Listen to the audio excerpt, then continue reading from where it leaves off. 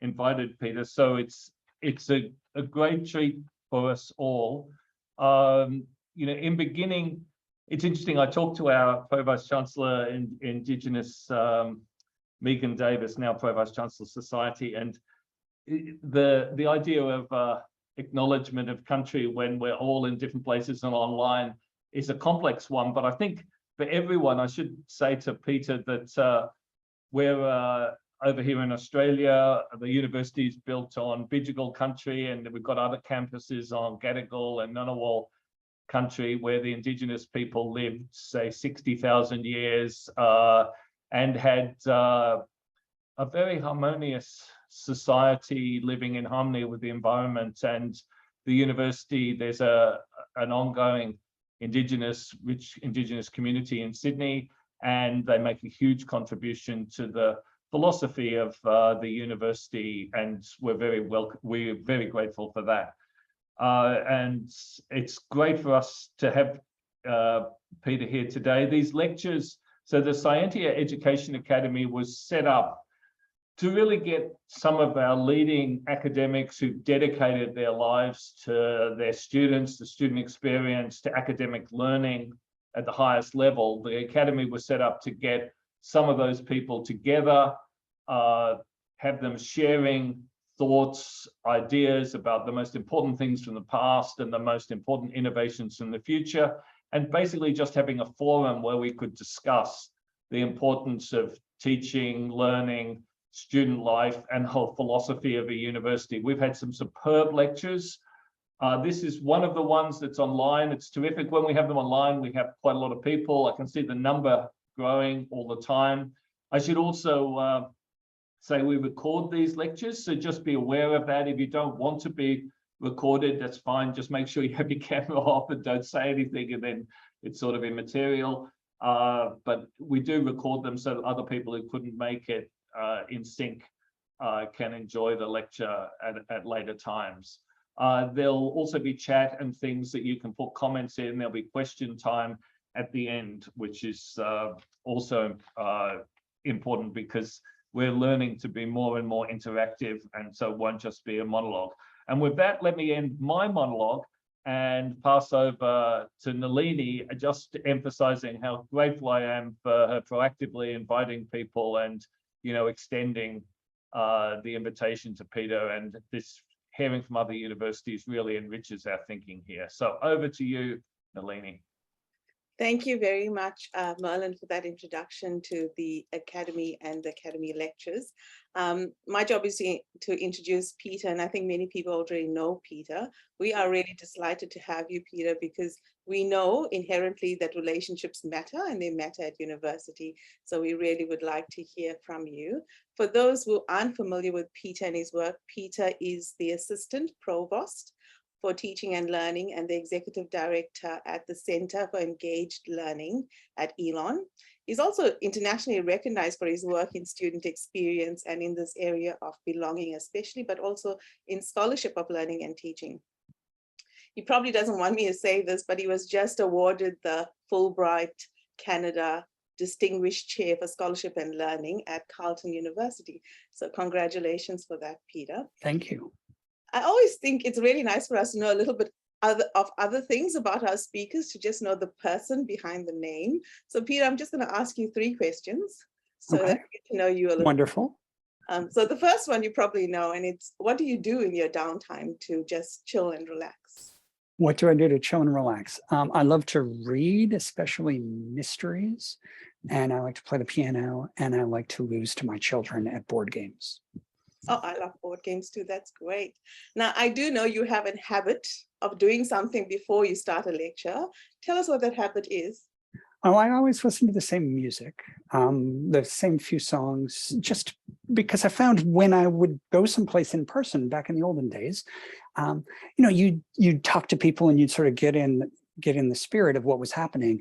And it's so easy on Zoom to just switch from one meeting to the next and not be sort of in the right mind space. So I have a couple songs I always play that I enjoy. So. What did you play before you joined us? Okay, this is going to really date me, and it's fairly obscure, but there is a live version of a band called Aztec Camera, which is a Scottish band, And they have a song called Still on Fire, which for some reason I really enjoy. So that's the last song. They're going to have all these people from Sydney, Australia, checking that song out after this lecture. And you'll go, gosh, this guy has awful musical taste. And the last question, so that people know a little bit more about you, is that I do know that you bake a little. What is your favorite recipe?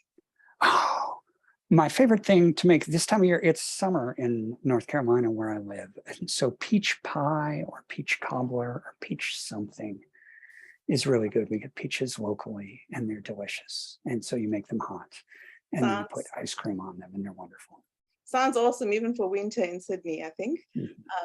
I'm going to hand over to you to take over, and we'll help you through sharing your slides if you have any issues. But Peter, welcome. Thank you. We are really delighted that we can hear from you this morning. Thanks, Nalini. And I appreciate that the chat already is engaging in the quality of the band Aztec camera. So I appreciate that very much. I hope the chat will be really active as we go along. I hope this session will be really active. And again, I'm really honored to be here with you all. And I appreciate you taking some time to talk. I want to start just by thanking Nalini and Remy and Laura, who made all this possible and prepared me really well for this session. I'm going to say just something that's probably obvious, but it's worth saying, which is I have a funny accent and I'm from the United States, and I'm going to be offering research mostly from the United States. And I'm not in any way claiming that what I am presenting or what I see here in the research is definitely true where you are and with the students you work with. I'm offering this sort of open-handedly, saying, this is what I see in my context. I'm curious what you see in your context. I think there might be some similarities, but it's not my claim that these are similarities. It's my claim that these are interesting things in my own context, and I hope they're resonant and I hope they're provocative in your case. And what we're here to do, and I'm going to share my screen because I have some pretty pictures thanks to a wonderful new book in the US on teaching and learning called What Teaching Looks Like by Cassandra Horry and Martin Springborg. Now, all my citations are at the end. Nalini has all of them. And so you're welcome to look that up. You could even put it in the chat because it's a free open access book. And it's really beautiful. But what we're here to talk about is some work I've done with colleagues on relationships, learning, and belonging at university.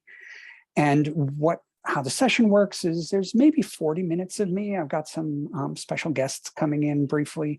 I hope the chat will be really active. I'll try to engage with the chat as we go, but there'll be time at the end for questions and discussion. And I really hope you can bring your questions, your practices, your ideas into the chat.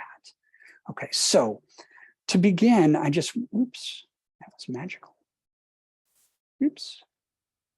Apparently I've forgotten how to use PowerPoint. Okay, I want to begin just by summarizing some of the research. Most of the research I'm talking about right now is from the US. Oh, and I want to say, not only do I have a funny accent, I'll use words sometimes that might be perplexing to Australians. Like I say college and university to mean the same thing, to mean university. And I'll say faculty when I mean academic staff. But the research in the US, and actually the second paper I cite here is an Australian paper.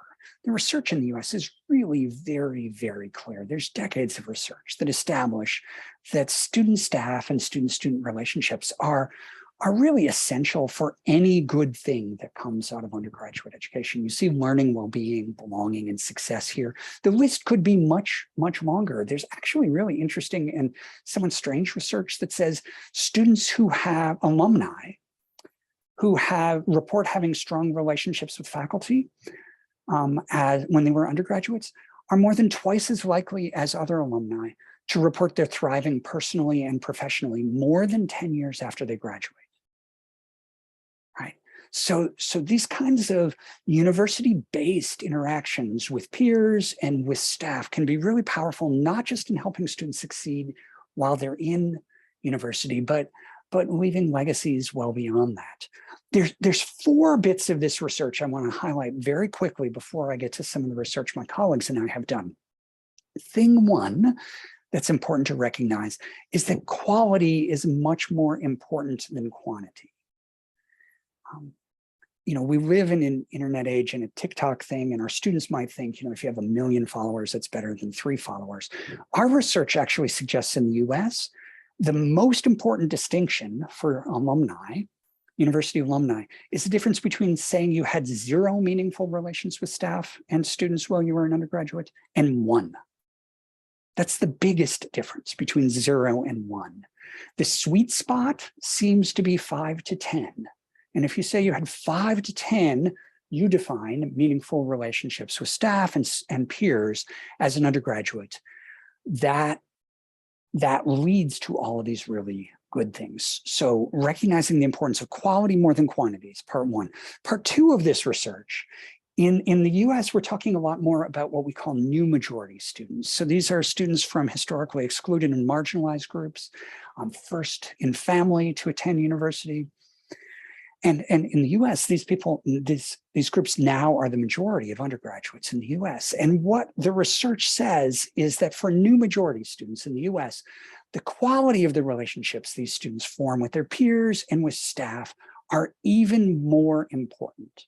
What that means is the positive outcomes of strong relationships with staff, strong peer relationships are extra beneficial for learning, well-being, belonging, and success for new majority students in the US. And the negative effects of a lack of interactions with peers and staff or hostile interactions with peers and staff are extra damaging. So perhaps this is true in the US, but the stakes are higher for new majority students in the US. And relationships matter a lot. The third point I want to make here is that when we think about things like learning and well-being, I'm trained as a historian. And when I was trained to think about history and teaching history, I was trained to think about content. And it wasn't until a wise teaching mentor of mine said, Peter, you teach history, but you teach history to students, and it matters who they are, right? That really gets to the heart of this, because learning and well-being, learning and belonging can't be disentangled. These are integrated concepts. And I think we all saw this during the heart of the pandemic, when all of us were distracted and stressed and anxious and worried, and it was very hard to learn or focus on anything, right? And so as academic staff, we need to be thinking not only about the content we want our students to learn, but how we support their well-being in powerful ways. And the second citation here is actually an Australian paper from some colleagues in Melbourne, at the University of Melbourne, who did a large study with Australian students, asking those students, what's the thing the university can most do to support your mental well-being? And the overwhelming response was teach well. So what we do in teaching, what we do in the classroom is absolutely foundational, not just to student learning, but to student well-being and student belonging. The last point I want to make is I know there's been a lot of attention at University of New South Wales, a lot of attention in higher education to this issue of belonging, because the research on belonging is really powerful. It's really provocative. Belonging is associated with lots and lots of good things. The point I want to raise is there's new research on belonging. This paper by Darnell Cole is a new American paper on this, but there's good papers in Australia, good papers in the UK on this. They're starting to question some aspects of the construct of belonging. Belonging is generally understood to have 2 parts: fit and a sense of mattering or being valued. And where the questioning is coming in is to the sense of fit. Do students need to feel like they fit at the University of New South Wales in order to feel like they matter at the University of New South Wales? I've got a new paper coming out, I hope early next year, with this undergraduate research colleague here and another faculty member here that looks at new majority data in the US that suggests that actually mattering is the key. And this sense of fit, some of the critiques of it, including Cole's critique, says it's about domestication too often, and it's about conforming. And some of our students don't want to, some of our students shouldn't conform to what the majority of the institution is.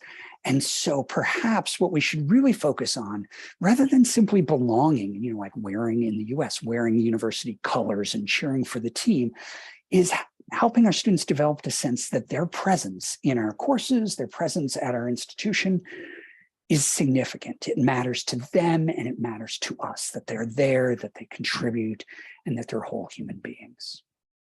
So the research in the US is really, really clear. Again, relationships matter a lot. Relationships are not a panacea, but if you're really thinking about learning, if you're thinking about well-being, belonging, success, you need to be thinking about the quality of relationships. And so you might be saying, wow, Peter, this seems pretty good. So what you do is you have this 50 years of research in the US that demonstrates this, and then you write a book about it and you get to talk at the University of New South Wales, and that's awesome. And where this book came from, this book, my colleague Leo Lambert and I wrote, it came out in November of 2020 from Johns Hopkins University Press. And the origin of the book was our conversations and our work where we knew this research, but we kept looking around the United States and talking to colleagues and realizing that no one in the US, almost no one, organizes their courses, their programs, their institution as if relationships were absolutely central to students' learning and success. And so what we tried to do in the book is ask the question, what if we did? What if we made relationships a central feature of our teaching and learning? What if we made relationships a central feature, a central priority of our institutions? What would we do? And so we interviewed almost 400 students, faculty, and staff around the US back when you could get on airplanes and burn lots of fossil fuels and talk to people in person. And those interviews drive the narrative of the book. And I'm going to share some of the results, some of the voices from those interviews with you. And some of your colleagues are going to be the voices of the people we interviewed. But before we get to that, two quick things. One is that we have a new book coming out next year that's a guide for relationship-rich education for undergraduate students, especially for new students. And it's going to be open access, free online from Johns Hopkins. So I feel comfortable saying it's coming out because I'm not asking you to buy it. But you might want to share it with your students because it will be free. And one of the things we did to prepare for that book is we interviewed dozens and dozens of students in the US over Zoom in 2021, asking about their experiences as students during the pandemic, as students during the Black Lives Matter movement, et cetera. And so I'm going to share some of the voices from our 2019 interviews and also some from our 2021 interviews. Before I do that, I want to just give you a big picture view of what I mean when I'm talking about relationship-rich education. And so in the book, my colleague Leo and I try to boil down the research and boil down what we heard from all of our interviews to these 4 points, just really briefly. And then I'm going to illustrate, unpack these, give you some examples of how you might approach this. And then I hope have lots of time for discussion. But the 4 points we see as the heart of relationship-rich education is the first, as you can see, is that there's a foundational need students have for having a sense of welcome and care. What one person we interviewed said, what our students really need is relentless welcome. And what we heard from our students is often our institutions, often staff are really quite good on the first day of class or in inducting new students to the university, of making students feel welcome, making students feel cared about. But that's the first day business. And then day 2, it's on your own. And what students really need is to have that sense that they matter, that they welcome, that they're cared for every day when they're on campus, every day when they're online in their interactions, because that kind of sense of welcome and care is really foundational for students to feel like their work matters, that they matter, and that they're capable of learning. So welcome and care are really foundational, and they need to be threaded through a student's entire university experience, not just be at the start. A second thing, when I'm thinking about relationship-rich education that I want to make sure to emphasize is how important relationships are to inspire and motivate students to learn. What we see in the research in the US, perhaps it's true in Australia, is the classroom is actually the most important relational space for almost all our students at university. We did a national poll of alumni in the United States and asked them where they met the most important peer they had in college and where they met the most important faculty or staff member. And almost 2/3 said they met that person in a first-year course. Right? So what we do in the first year and what we do in classes is really powerful. If our classes and our courses are not relationship-rich environments, students aren't going to have this experience. We can't just rely on out of class co-curricular experiences. The other thing about this inspire students to learn is how important it is for students to connect with their peers. Their peers tend to motivate them. Their peers sometimes give them visions of what's possible for them. Sometimes their peers provoke them and get them competitive. There's different reasons why peers can be powerful, but peers are really central in driving students' motivation to learn. So classrooms, peers, and our teaching and learning spaces have to be relational for students to learn.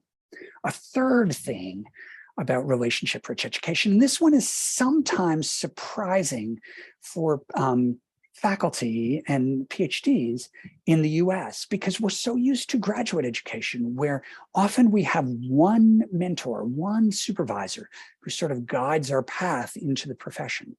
And what the research says in the US, what we heard in our own interviews too, is very clear, is that undergraduates don't need one mentor.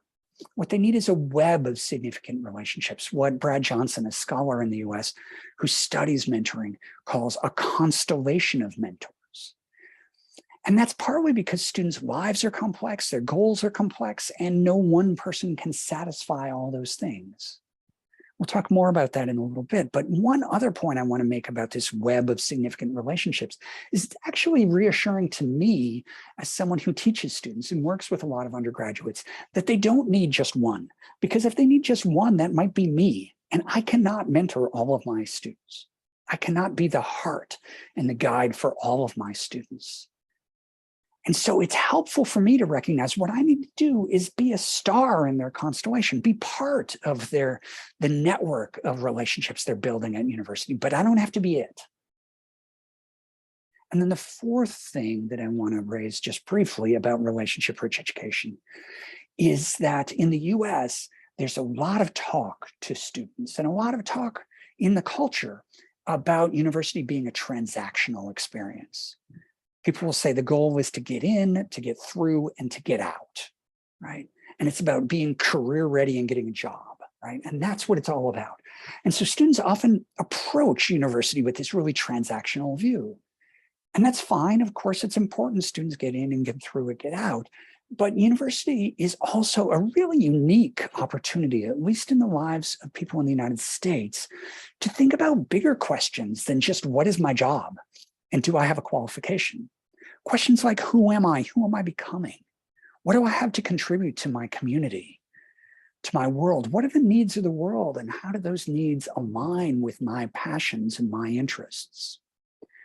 And what we see in the research, what we see in our interviews, is that students can ask themselves those questions on their own, but students are much more likely to really dig deeply into those transformational questions.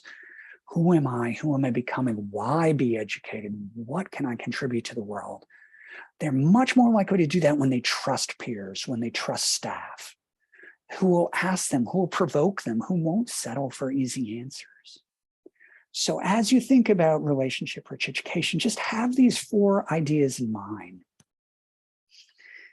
as we go forward. But what I want to do now is take a step back a little bit from me and center some of the voices of the people we interviewed. We've interviewed almost 500 people for this project now. And so I'm going to share just 7 of those interviews. And your colleagues are going to be the voices of them. Karen is going to read the first quote from David Latimer. But before Karen does that, let me tell you who David is. And let me set this up. Because one of the things we were trying to understand in our interviews is why it's challenging for students to have a really relationship-rich experience at university. And David Latimer is one of the people who really helped us see something powerful about American students. When we interviewed David, he was really interesting. He was near the end of his career. He'd spent most of his career working with adolescent Black men, males, in Harlem, in the Harlem Children's Zone, preparing these students for university.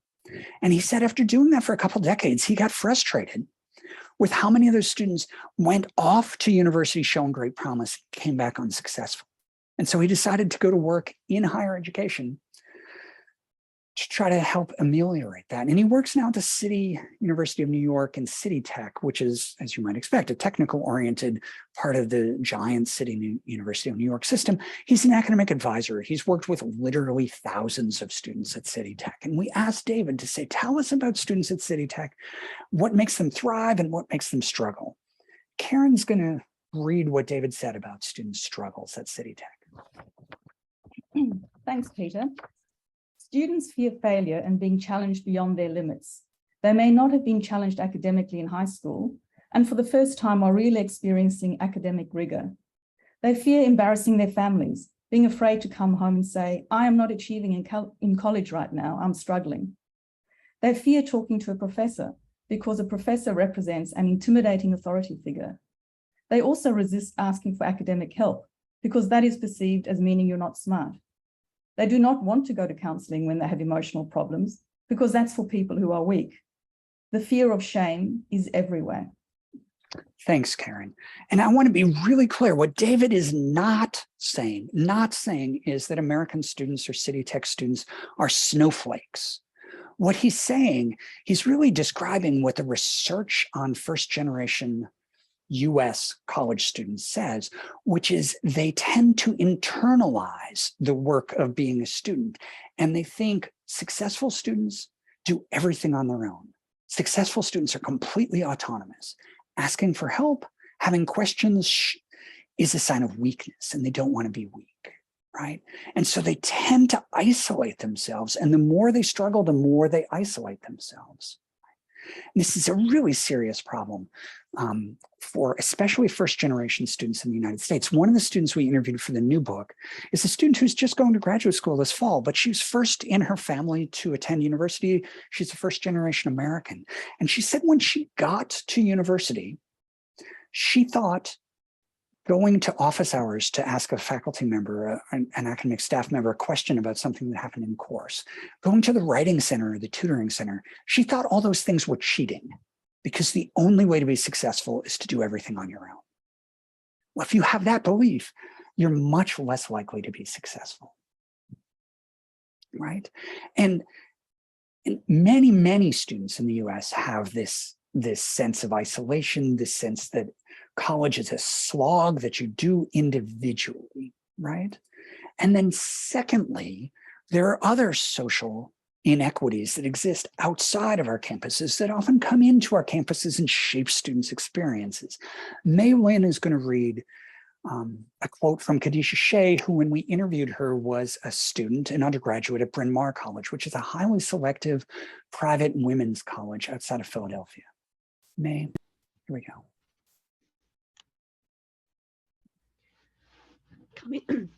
Coming to college was a difficult experience for me. There was the just being away from home part, and then there was race. I never felt like I was a student first. I was always Black first, and then a student. For example, during my junior year, I remember walking to class on the day after the Tamir Rice was killed by police.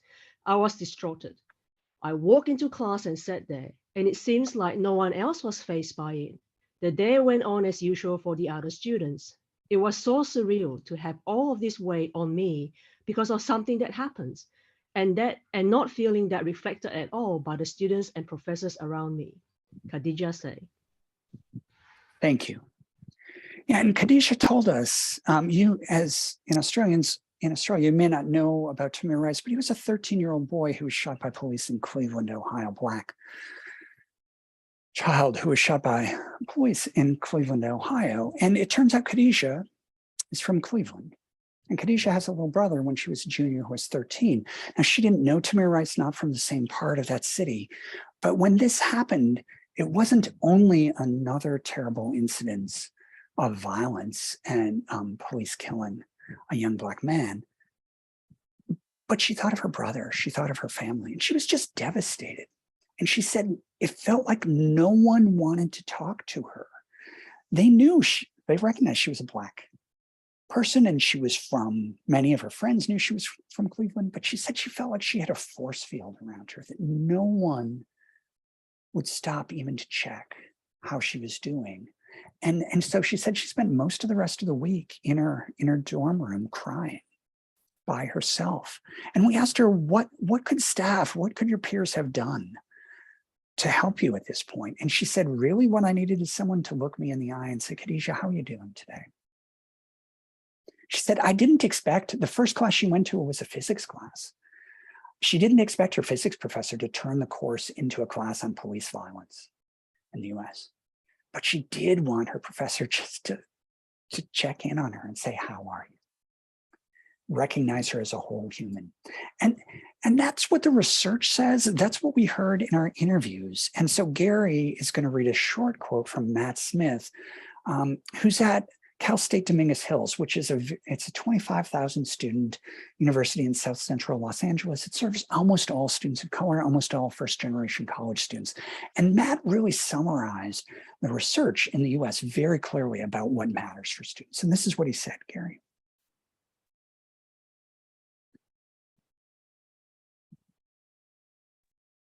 Once students recognize that you care about them, about where they come from, about their goals and what they're trying to accomplish, then you have a strong foundation for teaching and learning.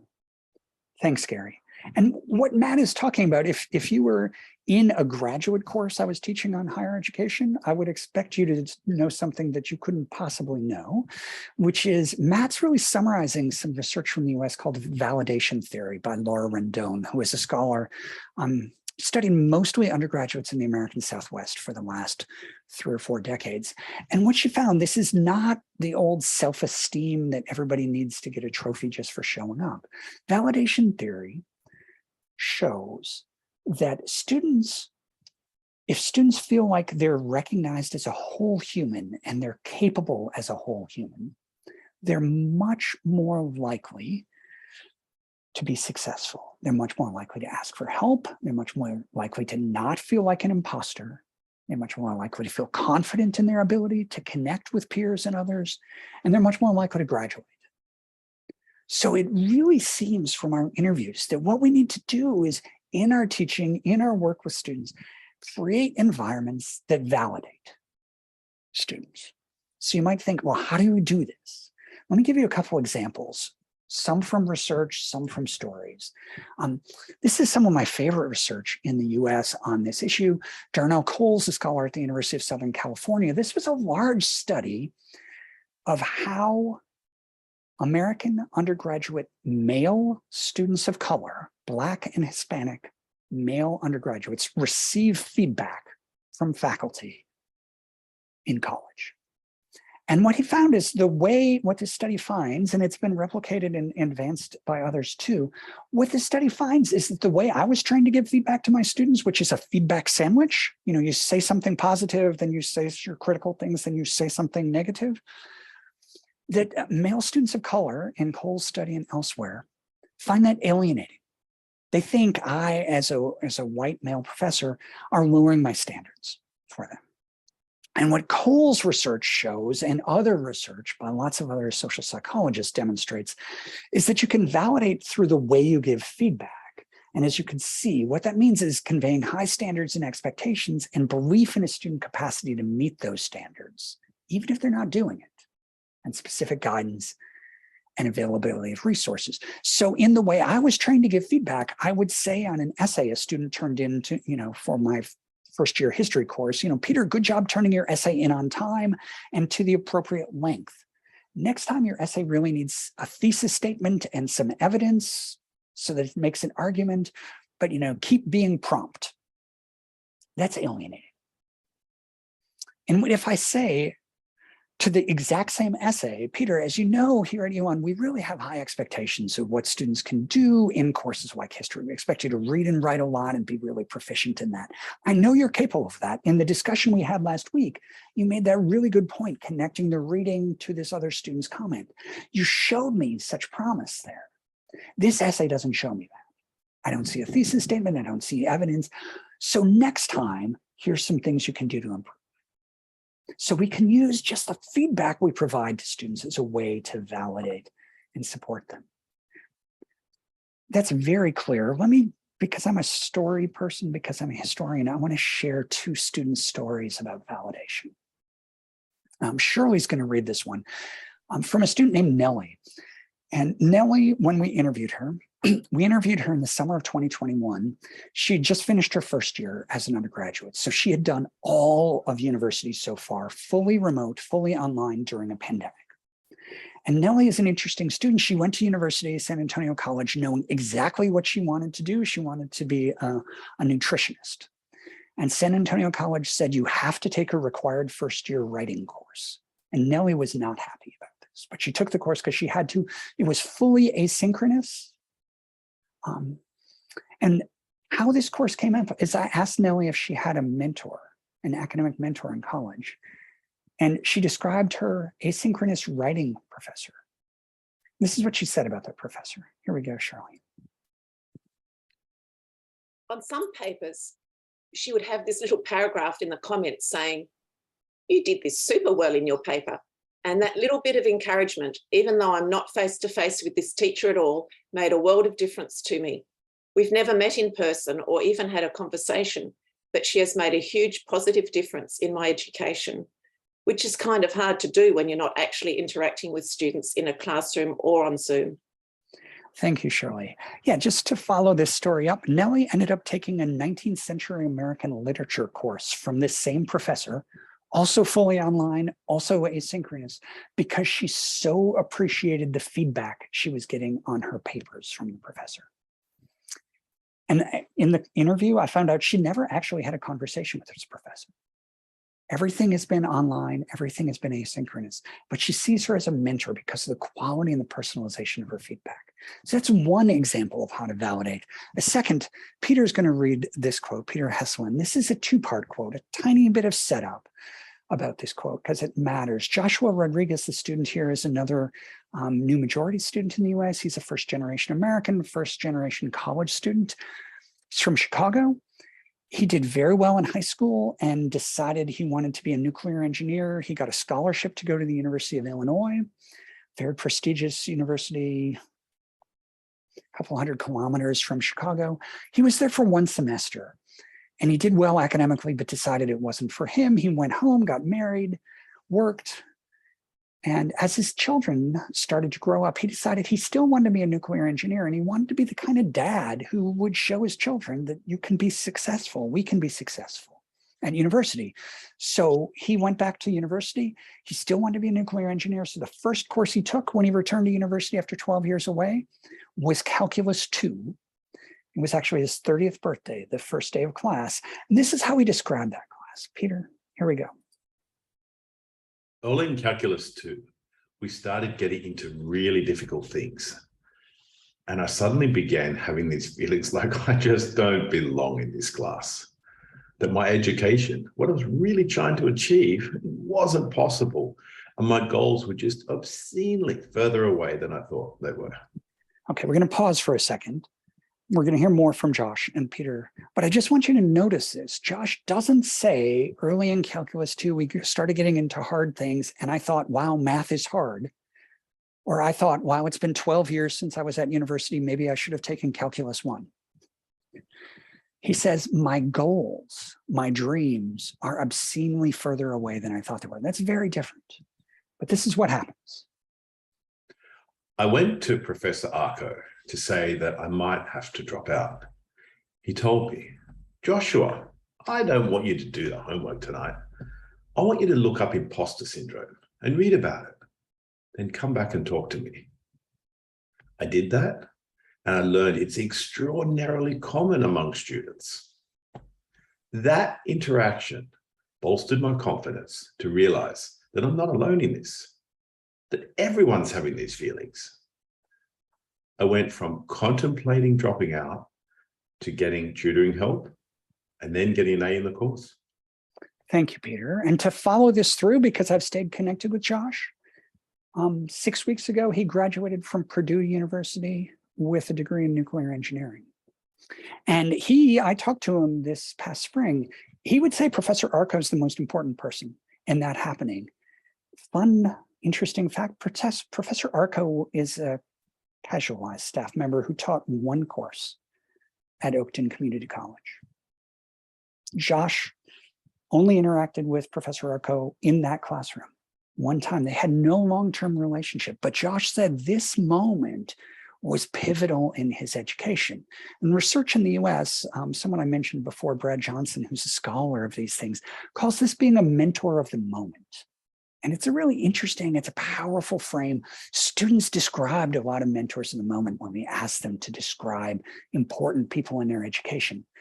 Sometimes they would talk about someone who they had a long-term relationship with, but often they would say, this person won't even remember me. They won't remember this conversation. But this professor, this staff member said something to me, recognized who I am, recognized my capacity, encouraged me at a moment when I really needed it. And that was transformational for me. So the validation we do, the way we connect with students, there's lots of ways we can do it. Sometimes it's just small moments like this that can be really powerful. So as someone says, why don't we talk to students about imposter syndrome? Probably would be a good thing to do, partly because the research in the US says the profession with the highest sense of imposter syndrome is academics in the US. So I think we're pretty proficient in imposter syndrome too. So what do we do about this? How do we actually integrate this into our teaching and learning? 3 really quick practices, 2 of them based on research, 1 based on practice. The first based on research is use student names. This paper is a wonderful paper. It's from Arizona State University, which is a very large university. It's got about 90,000 undergraduates in the US. And it's from a study of very large introductory biology courses, saying, does it matter if the professor knows students' names? And to boil the paper down, it actually doesn't matter if the professor knows students' names. What matters is that the students perceive that the professor cares to know their name, right? So if a student thinks my professor cares to know my name, that student's going to be more comfortable asking for help, more motivated, feel more valued, actually do marginally better on exams, right? So the perception that a professor cares to know your name is enough. So if you use students' names, even if you don't know everybody's names, that can shape an environment that's really powerful and affirming. A second example, and this is a small example, but it's an illustration of an idea of how do we connect peers in meaningful ways in our courses.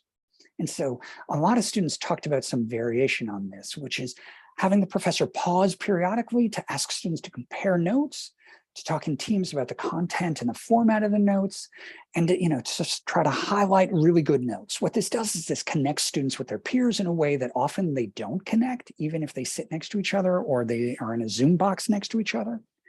And it also helps students see who among my peers who are sitting near me or who are in this breakout room, who's the one I should go to when I have questions? Who can I study with? And it's a simple way of making connections within the class, so it takes no extra time from faculty. The last example I want to give you is from a really large study, a really deep, excellent study, again, intro to biology courses. This is at Florida International University, which is actually surprisingly similar in profile to the University of New South Wales, almost the same number of students and whatnot. And the question here that these biology faculty and education faculty were asking is, does the format of large introductory biology classes influence student learning? And they were comparing in a really rigorous study 3 formats: fully face-to-face, fully online, and hybrid. So students met once in person each week, and then the other half of the class was online. And their findings were a little bit surprising, that actually the face-to-face had the lowest student performance, because the face-to-face was a very conventional lecture class, and the hybrid and the online classes had what in this paper they call structured active learning built into the course, required of students in the course. And what they found is that what was absolutely essential wasn't the format, face-to-face, online, hybrid. What was most important for student learning was in-class active learning exercises done with teams and with support from undergraduate learning instructors and assistants and the instructor. That was the absolutely pivotal thing, regardless of format. And this was particularly effective, particularly important for students of color. So again, turning the classroom, whether it's virtual or in person, into a relational space where students are doing structured work with peers is the most powerful thing we can do, perhaps, to support their learning. So I've given you some examples. I've also worked with enough faculty around the world to know that you actually know how to do this. So one of the things I want to encourage you to do is not necessarily say that guy from the US said I had to do something, so I should do this wacky new thing, but just encourage you to think about what works with your students in your environment already, and how can you do that more often, more intentionally, and with more students. Lean in to what works with your students relationally, and you'll be really successful. I want to close with just 3 quotes and then some time for discussion. I know there's been a bunch in the chat that I haven't been able to keep up with. And the first quote is not from our interviews. It's from a scholar, an American scholar, who's really shaped my thinking on a lot of things, Bell Hooks, who died recently. And I've been talking about this, and perhaps you've been thinking about this relationship as something that's entirely about helping individual students learn and succeed in college. And it's really important that we help individual students learn and succeed in college. But Bell Hooks makes a really important point about how this kind of relational work has other effects too. So May, would you read this one, please?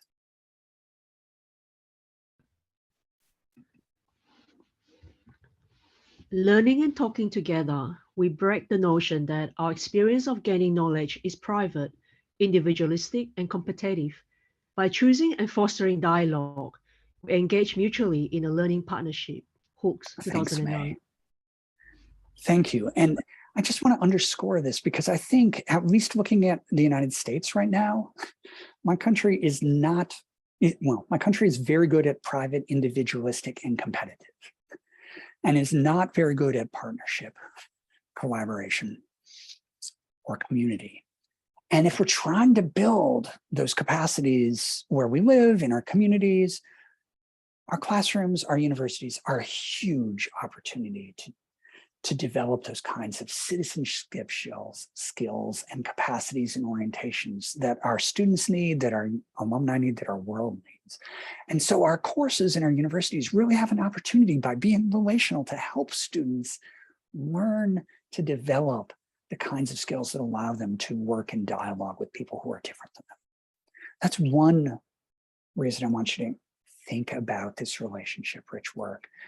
The last 2, that's weird, it just went, okay, sorry. 2 quotes from students for me to wrap up. One is from Samantha Paskvan, who was wonderfully a genetics and dance double major at the University of Washington. And Samantha told us about her experience doing research as an undergraduate.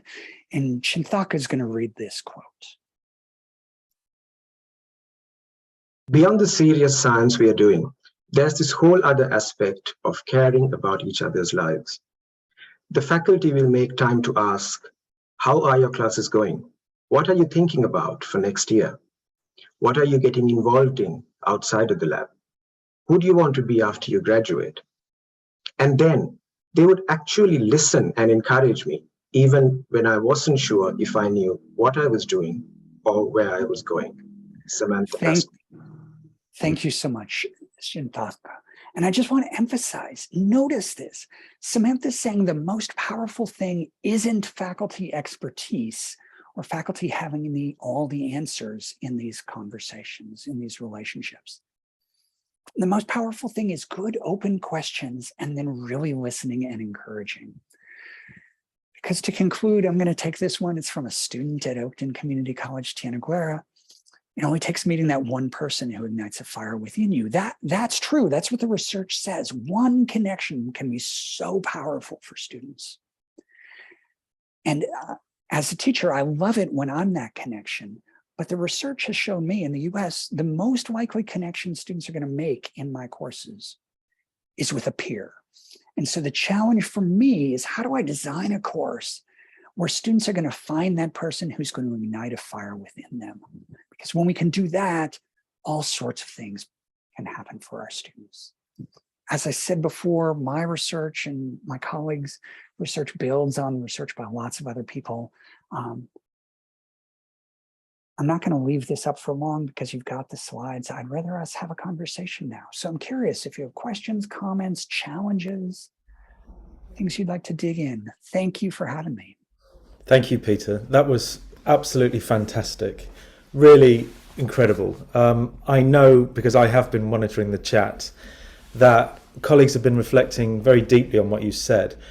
I'm going to invite you to ask any questions you have, colleagues, but also I might pick on one or two of you who have offered some reflections in the chat that I think it's worth mentioning, if you don't mind. Peter, I think you modelled this. When you answered Nalini's questions at the front, you established that relationship with us.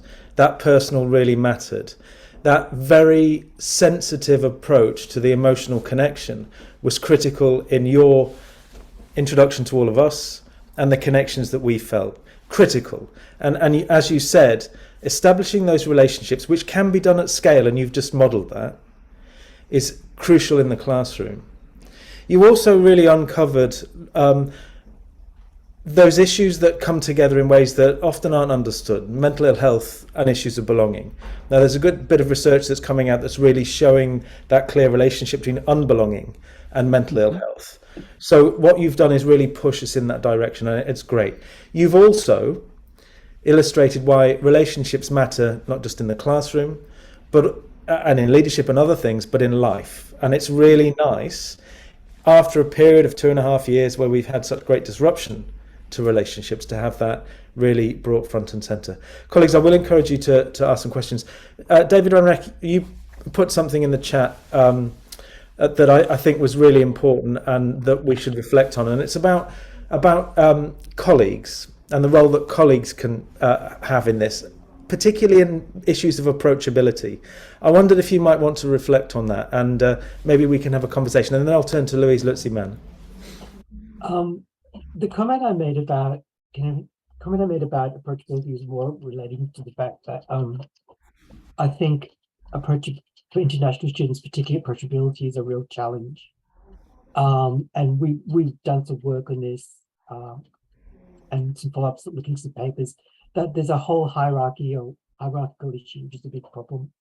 But I guess that what I do think is that often, as Prof. Felten has said, it's often your casuals, because they tend to be in the smaller classes, and it is sort of a less hierarchical situation. They may be also more comparable in age. They may represent also a broader range of ethnicities, genders, and things like that. And I think it's that idea of nurturing. If you particularly if you're teaching a large subject, nurturing that sort of diversity and openness and level of comfort amongst your casual staff. Thank you, David. That's really helpful. Peter, I'm going to ask you to just keep that in your mind for a moment, because we've quite a few questions coming up and I'm mindful of time. Louise, let me turn to you, and then I'll go to Patsy and Mira. Peter, thank you so very much for articulating so very clearly, but also helping us by telling us the story and making it personal, as you know. So thank you. Something you said resonated with me so much, and you were talking about the fear students sometimes have, the imposter syndrome, but the fear of asking for help or admitting, because if you were smart, you wouldn't need to ask for help. And we've been dealing a lot also now with the challenges we have, where we're concerned that students are cheating, using on plagiarizing. And I thought, are we sending that message so strongly? You cannot go and use anyone else's work. You cannot. Do you think those two are now almost in conflict? Because I was thinking about, we're sending such a strong message about not, and as someone pointed out to me, if I had a colleague who went out and looked at all different resources that were out there and drew on them for their work, you would praise them. The student does it and we tell them, but why don't you come and ask? And so I'll hand over to you on that one. Yeah, well, great question. I think it's the answer to everything is it's complicated, and so I think this is complicated, but I think we need to be really transparent with our students about what our expectations are, or what resources they can use, who they can use, etc. And I also fall fairly hard on the camp that the world our students are going into, they need to be able to synthesize information and draw on resources and things like this. And so just recognizing what's possible. And I think we need to develop assessments that seem meaningful to them. One of my favorite really quick examples, University of Nebraska, there's a psychology professor, Amanda Williamson there, who teaches a 700 student online course, Introduction to Psychology. And rather than having her students write short papers, which she says are boring and easy to plagiarize, she started to encourage and now require students to create short videos. They have to use their own voices, and they have to use materials that matter to them in their lives. And they write a short paragraph about why they use the materials they did to, for example, explain how a neuron communicates, right? And what Amanda says is, first of all, she then knows the student at least has articulated it, even if they're copying it. And she has rules about copying.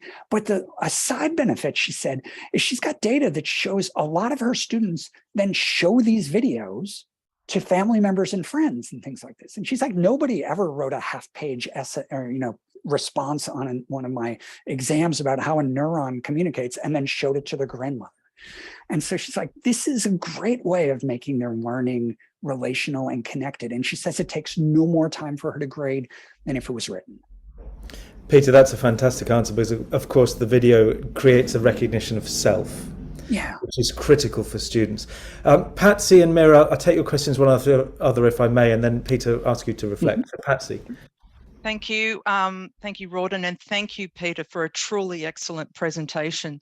So my question comes back to the concept of transactional behaviour, and that it's a personal issue for me, and I'm sure my other colleagues are feeling it as well. Where do you think this comes from? It's a big question, but in 5 words or less. No, just kidding. Where do you think it comes from? Because, how do we address this? Thank you. Peter, if I can ask you just hang on to that for a second. And Mira, your question as well, please. Okay, thank you very much, Peter. It was really great to hear someone is working on this area, because what you said about belonging, connection, the relatedness, all happening, and they are strongly correlated each other. And we just find out from the quantitative and the qualitative data, and they are strongly related. And I was really trying to find a way to, how do I relate to what is happening at UNSW to wider research? So it was so grateful. I was so grateful to hear your research, and I wanted to find my approach. I've been working with international students. So international students, one of group of students are really vulnerable, and they feel fear and then anxiety. And when they are given autonomy to personalize their learning, and they are just flourishing, they're thriving. And the recent data that I collected this year, is there is a strong correlations between confidence, well-being, and the university connection. And I was just blown away by the findings. And I just love to follow up about how we can collaborate. And I think that there's something really strong connect your work and my work. Thank you very much, Peter. Well, thank you. Email me or connect with me. I'd love anybody to answer questions and everything. I actually think your two questions are connected, because so Patsy, I want to answer yours partly by saying, and I'm just going to be transparent here. In the US, it's really common to blame students for everything. And that really bugs me, right? And so I actually think it's our fault, largely, that they're transactional, because what good teaching is now in the US is student comes in on the first day of a course, you give them a 20-page syllabus that lays out every detail of everything about the course. And in one way, that's good, right? It's very clear. Everybody knows what all the expectations are. But it reminds me of insurance forms. And I don't know if you have these in Australia, but I think I'm sort of good at reading things, but if you give me an insurance form, I can't make it through a paragraph without losing my mind, right? And I also think that kind of highly detailed syllabus takes agency away from students. because it's saying, I know what's going to happen on November 12th. I know exactly what's going to happen on November 12th. And as a student, you have no role in it whatsoever, right? And I think Mira's exactly right that students, it turns out, are humans, and humans like having a sense of agency and connection and control over what they're doing. And so the dance we have to play is, how do we partner with our students in ways that we are helping them develop the knowledge and skills that they really need at university, right? Which is hard and that they don't have. And we have that. But how do we pair that with their curiosity and their agency and their confidence or their lack of confidence, right? And that's the trick. So I'm not saying being transparent as a teacher is bad or having a clear syllabus is bad. I think, again, we just have to recognize that sometimes students behave the way they do, have the assumptions they do, because we teach them those things. And so we have to be even more aware of what we're doing. We need to talk to our students and find out how they're reading what we're doing. And then say, what would be a way to start a course that isn't too unstable and too wide open that makes me freaked out and so nervous because I'm already anxious about college, but that isn't so constrained that there's no room for me to develop agency. And when you figure that out, send me an email, because that's the magic. Thank you, Peter. Thank you, Peter. So look, wonderful, because you draw very quickly the route between the anxiety that's generated in students' minds and then the existential crises that can come very quickly about what it is that they're doing, which you showed nicely in those quotes. I'm going to hand you back to Merlin, who I know has got a few words to say. But Peter, I want to say that I know my colleagues here, and we feel inspired, which is an extraordinarily a great way to start a weekend. So my deepest thanks. Thank you. Thank you so much, Rawdon. Thank you, Peter. Yes, so what a wonderful occasion. Humans do love being with each other, supporting each other. I think this reaffirms our commitment to supporting our students, but also, it's just terrific for me to seeing all the comments in the chat, all the questions, and how the Scientia Education Academy and the academics across UNSW support each other to think about teaching and the value of communities. And it doesn't all happen automatically. If we didn't have such good people and such good guests, life could be nasty, Brutus, and short. But we have Laura Nierengarten and Remy Hatsumi who help provide order and really make these things happen. And I want to thank them for all their work making this run so smoothly. Nalini Patha, I want to thank you for the initiative for thinking of inviting Peter. It's really makes a huge difference to us. And I also thank Rawdon for doing the questions and setting such a nice tone to the end. But everyone who turned up, there were 100 people online. Some of them have had to leave because even though we are a supportive community, the time in the clock is relentless, remorseless, and just rules our lives, our busy lives. But we've sort of learned today that there's much more to life than all this busyness and competitiveness and individualism. Supportive communities are what really counts, and that's what we're trying to do here. So Peter, your talk resonated. I could see it resonating in the chat. It resonated with everyone here. It's wonderful we can now connect across the world. I'll let you go home to bed, and I'll let everyone else go on to their next Zoom meeting. But it's absolutely terrific having you here, and thanks for everyone who attended and everyone who helped organize. Thanks so much for having me. Have a lovely weekend, everybody. Great. Goodbye, Peter. Goodbye, everyone. Thank you.